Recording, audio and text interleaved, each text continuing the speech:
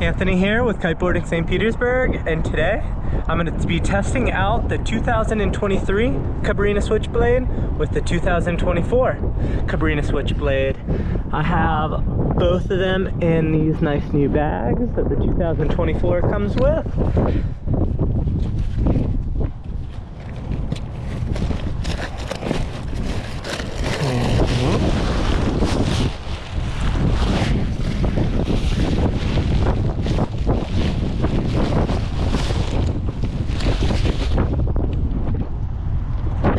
So winds are about 15 knots right now, good for 12 meter.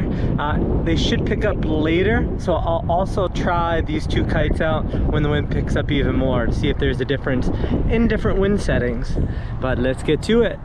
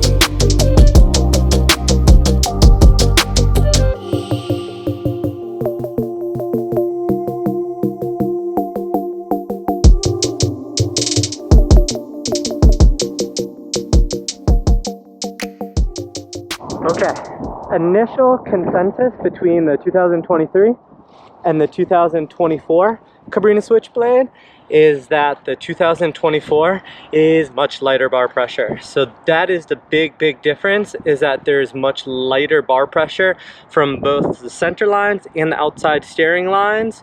It just feels lighter in the sky, hooked in on your arms. Everything just is lighter and smoother. Even on the down loops. The down loops, it's so smooth through down loops. That's a big one. The second feature that I noticed is that the 2024 also boosts higher, surprisingly. It's marginal, and I'd like to ride it another session back to back to see, but my initial finding is that, yeah, the new one boosts marginally better, higher than the last year's, but last year's still is very boosty, very floaty, and it still turns much quicker than previous years' Cabrinha Switchblades. So stay tuned, I'm going to do another session this afternoon.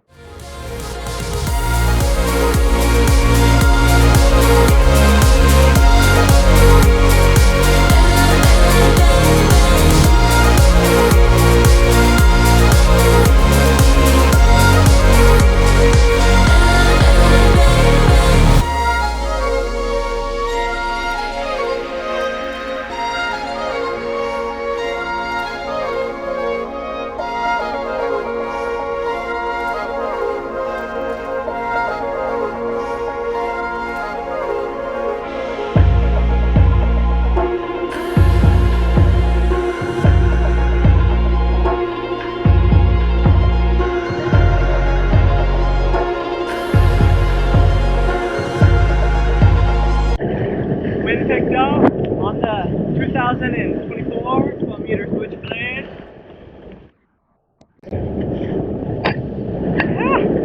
Definitely lighter bar pressure. Gonna try out the 2023 Switchblade now.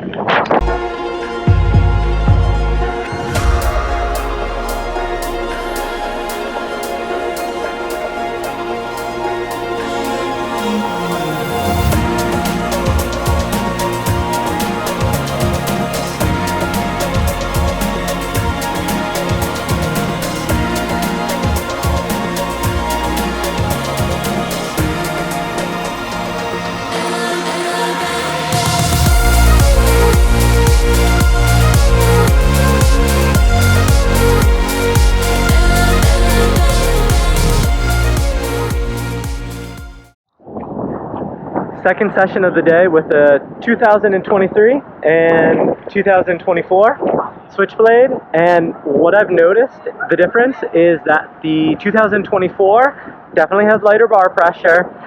I feel like it sits a little bit further forward in the wind window compared to the 2023, which isn't necessarily a bad thing.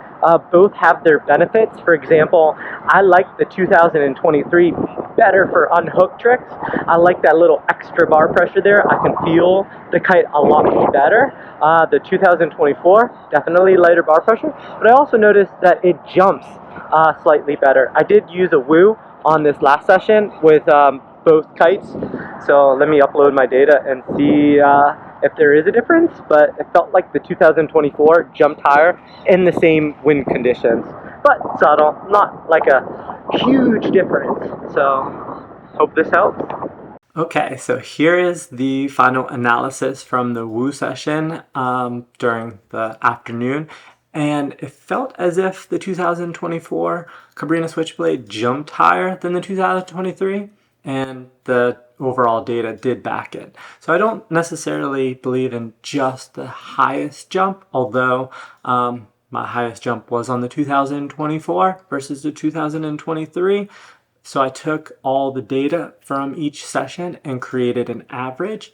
And as we can see here, the average height jumped doing the same exact tricks on both kites was 5.13 meters on the 2024 Switchblade versus 4.22 meters on the 2023 Switchblade. So my initial kind of feelings about the 2024 jumping higher were accurate.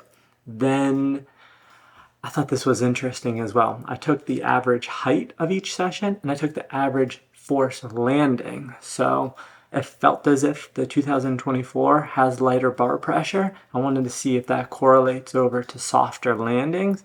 So I took the average of the force landed, and it does. So not only did the 2024 jump higher on average, it also lands you, or feels like, well, the data proves that it does land softer than the 2023.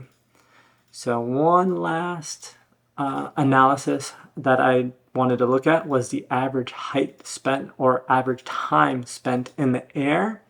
And the 2024 also held me in the air on average almost 3/4 of a second longer. So 3.67 seconds versus 2.94.